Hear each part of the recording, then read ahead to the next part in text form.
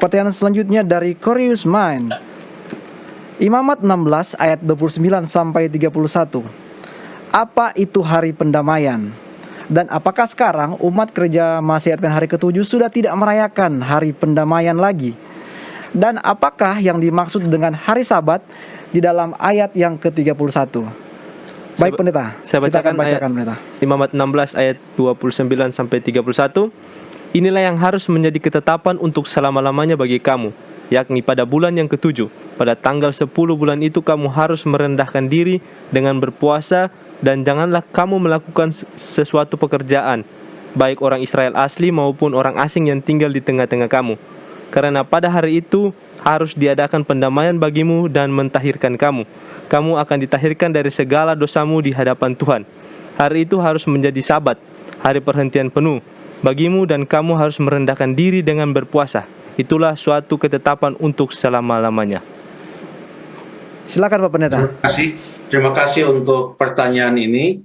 Hari pendamaian adalah merupakan salah satu hari raya yang dirayakan oleh umat Israel, dan ini adalah merupakan suatu ketentuan yang Tuhan berikan kepada mereka. Dan hari raya pendamaian ini bukan satu-satunya, ada hari-hari raya lainnya, contohnya Paskah, hari raya Pondok Daun, hari raya roti tidak beragi, hari raya Nafiri, meniup serunai dan lain sebagainya, seruni dan lain sebagainya. Imamat pasal yang ke-16, kalau kita baca ayat-ayatnya, memberikan gambaran kepada kita tentang bagaimana orang harus merayakan hari raya pendamaian tersebut. Ya. Bagaimana hari raya itu dirayakan? Ada imam besarnya, dan imam besarnya masuk ke dalam ruang yang maha kudus dari bait suci Tuhan itu. Lalu harus ada korban penghapus dosa, harus ada korban penanggung dosa, ada kambing yang melambangkan atau yang dimiliki oleh Tuhan yang akan menjadi penghapus dosa untuk orang-orang Israel, melambangkan pengorbanan Yesus nanti. Lalu kemudian ada juga di sana kambing yang menggambarkan Azazel dalam hari pendamaian ini, di mana ialah yang akan menjadi penerima semua akibat-akibat dosa itu. Dia bukan menebus, tapi dia menanggung dalam arti selesai di situ, bersih semua. Dia bukan juru selamat, tetapi dia merupakan penanggung dan penerima semua akibat, menggambarkan setan yang akan dihukum untuk selama-lamanya. Itulah yang terjadi pada hari raya pendamaian. Apalagi pada hari itu, maka bait suci dibersihkan, bukan dicuci pakai air, tapi dibersihkan dalam arti bait suci itu setiap hari ada upacara-upacara di mana orang yang berdosa datang, lalu kemudian ada seekor domba yang dikorbankan, darahnya dibawa ke dalam bait suci, lalu kemudian dipercikkan ke sana, menggambarkan dosa itu sudah tidak lagi menjadi dosa dari orang yang mengaku dosa, tapi sudah dipindahkan ke dalam bait suci melalui jasa darah anak domba itu. Ini semua menggambarkan apa yang akan dilakukan Yesus, Juru Selamat kita, bagi kita. Tapi semua upacara ini dilakukan untuk menggambarkan apa yang akan terjadi nanti pada saat kematian Tuhan Yesus di atas kayu salib. Jadi bayangkanlah setiap hari semua itu baru dipindahkan, tetapi masih ada di dalam bait suci. Jadi pada waktu dikatakan setiap tahun satu kali diadakan hari raya pendamaian, maka bait suci itu dibersihkan melalui sebuah upacara sehingga semua dosa yang ada di dalam atau yang sudah dipindahkan melalui darah anak domba, korban setiap hari itu ke dalam bait suci, maka itu akan dibersihkan, dihapuskan, tidak ada lagi menggambarkan semua orang Israel, dinyatakan mereka semua sudah bersih dari dosa-dosa mereka, mereka diampuni. Ini sebenarnya menggambarkan suatu pekerjaan keselamatan pelayanan yang dilakukan oleh Tuhan Yesus mulai saat kematiannya hingga nanti sampai pada kedatangannya yang kedua kali. Sekarang pertanyaannya, apakah kita masih merayakan hari pendamaian? Kalau kita masih merayakan hari pendamaian, maka petunjuknya adalah yang ada di dalam Imamat pasal yang ke-16.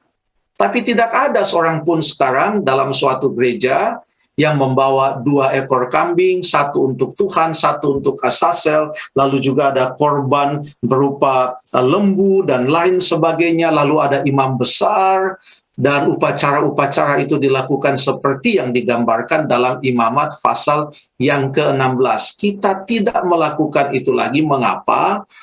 Karena korban penghapus dosa yang sebenarnya itu sudah mati di atas kayu salib. Dialah Tuhan Yesus Kristus, sudah mati di atas kayu salib.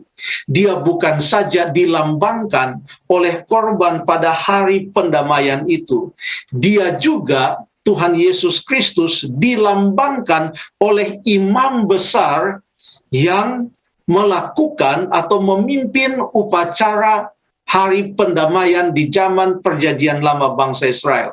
Apakah memang Tuhan Yesus itu digambarkan sebagai imam besar di dalam Alkitab? Ya, coba kita baca di dalam Ibrani pasal yang ke-4 ayat yang ke-14. Ibrani pasal yang ke-4 ayat yang ke-14 yang mengatakan, karena kita sekarang mempunyai imam besar agung yang telah melintasi semua langit, yaitu Yesus anak Allah, baiklah kita teguh berpegang pada pengakuan iman kita. Jadi ayat ini dengan jelas mengatakan bahwa Tuhan Yesus Kristus adalah imam besar kita. Pada waktu Tuhan Yesus mati di atas kayu salib, dia mati sebagai korban dari hari raya pendamaian itu. Dia jugalah korban Paskah itu. Dia jugalah yang digambarkan oleh korban domba sehari-hari yang dilakukan bila mana seseorang berdosa. Banyak yang digenapi, semua upacara korban. Upacara korban yang menggambarkan pengampunan dan penghapusan dosa di dalam perjanjian lama. Semuanya itu sudah digenapi oleh Tuhan Yesus pada waktu ia mati di atas kayu salib. Makanya di dalam Matius 27 ayat yang ke-51, di sana dikatakan bahwa pada waktu Tuhan Yesus mati di atas kayu salib, saya baca saja ayatnya ya. Matius pasal yang ke-27 ayat yang ke-51. Dan lihatlah, tabir bait suci terbelah dua dari atas sampai ke bawah, dan terjadilah gempa bumi dan bukit-bukit batu terbelah. Ya. Kapan ini terjadi? Ayat yang ke-50, Yesus berseru pula dengan suara nyaring, lalu menyerahkan nyawanya. Pada waktu anak domba itu, Yesus Kristus, menyerahkan nyawanya, terjadilah gempa bumi yang dahsyat, katanya. Tetapi biasanya gempa bumi yang dahsyat itu kan harus merobohkan bangunan-bangunan. Tapi waktu terjadi gempa bumi yang dahsyat, bangunan bait suci tidak roboh. Bait suci itu masih ada di sana. Nanti bait suci pada zaman Yesus itu baru akan dibinasakan, dihancurkan oleh orang Roma pada tahun 70. Tapi pada waktu Tuhan Yesus mati di atas kayu salib, bait suci itu tidak roboh. Pernahkah kita melihat atau mendengar peristiwa bahwa pada waktu terjadi gempa bumi, maka rumah tidak roboh, tapi horden sobek, atau tirai di dalam rumah itu sobek, tapi rumahnya tidak roboh. Ini tidak pernah terjadi. Terjadi hanya pada waktu kematian Tuhan Yesus di atas kayu salib. Bait suci tidak roboh.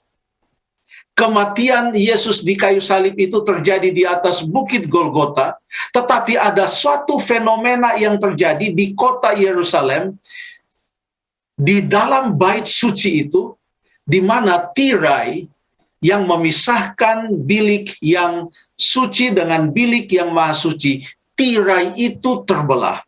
Nah, di dalam semua upacara-upacara korban, baik itu korban pengampunan dosa setiap hari bila mana orang Israel melakukan dosa, maupun itu pada hari raya Paskah, maupun itu pada hari raya pendamaian, maka darah yang dicurahkan oleh korban domba ataupun lembu ataupun kambing itu dibawa ke dalam bait suci dan dipercikan ke depan tirai itu. Dengan demikian, pada waktu tirai itu terbelah dan sobek dari atas sampai ke bawah pada bait suci itu di saat kematian Yesus, ini menggambarkan bahwa semua upacara-upacara korban, upacara-upacara yang menggambarkan kematian Tuhan Yesus di atas kayu salib, itu tidak lagi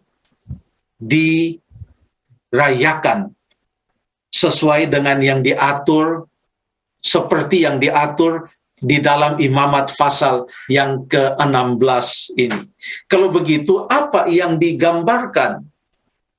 Yang digambarkan oleh hari pendamaian itu adalah setelah Tuhan Yesus sebagai korban pada hari pendamaian itu, yang digambarkan oleh korban pada hari pendamaian, dan Tuhan Yesus yang digambarkan oleh korban pada hari Paskah itu, anak domba itu. Pada waktu ia mati di atas kayu salib, maka penggenapan pekerjaan keselamatan yang dilakukan oleh Tuhan Yesus dimulai. Dan itu masih terus berlangsung. Mengapa?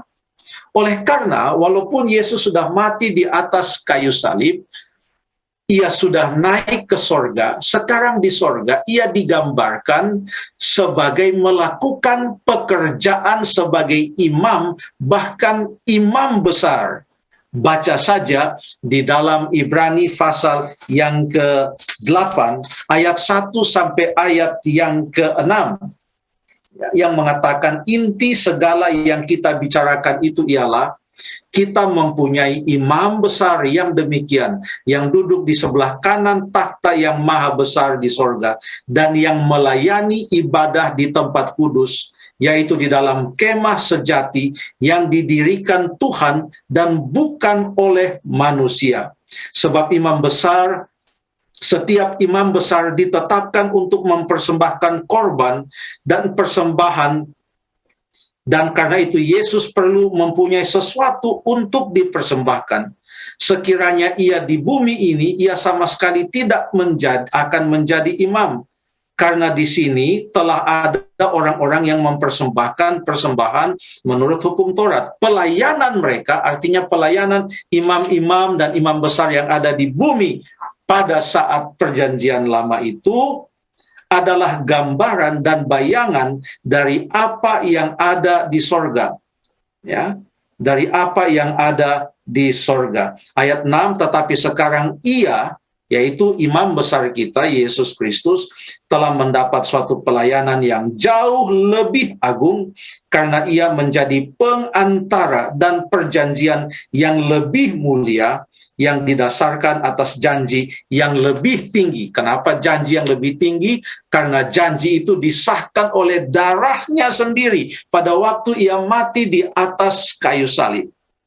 Sekarang Tuhan Yesus masih terus melakukan pekerjaannya di dalam sorga yang digambarkan ia melayani di dalam bait suci yang ada di sorga, dan Alkitab menjelaskan bahwa betul-betul di sorga ada pelayanan imam besar Yesus Kristus dalam bait suci, dan itu akan terjadi sampai nanti dinyatakan bahwa pelayanannya itu sudah selesai, maka Tuhan Yesus pun akan datang kembali. Ia akan menyelesaikan pekerjaan pengantaraannya, dan akan tiba saatnya tidak ada lagi pekerjaan pengantaraan Yesus, dan pada saat itulah Tuhan Yesus akan datang ke atas dunia ini.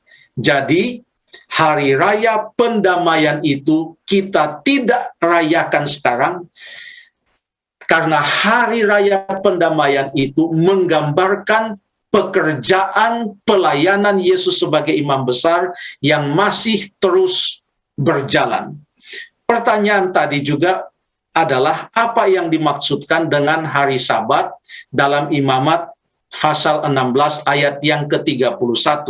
Itu berkaitan dengan ayat 29 yang mengatakan pada setiap bulan yang ke-10,